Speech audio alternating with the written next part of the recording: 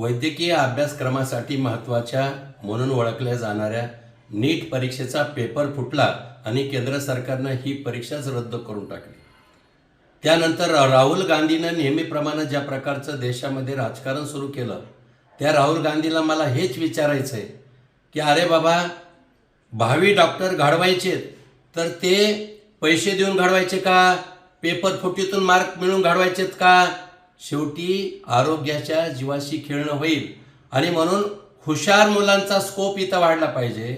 ज्यांनी रात्रंदिवस अभ्यास केला, जे मुलं 750-700 मार्क घेत आहेत, त्या मुलावर हा फार मोठा अन्याय होतो। आणि म्हणून मला राहुल गांधीला हे सांगायचं आहे की नीट परीक्षा रद्द का केली, की या देशातील हुशार मुलावर अन्याय होणे म्हणून रद्द केली आणि सरकारनं या संपूर्ण प्रकरणाची सीबीआय चौकशी केली।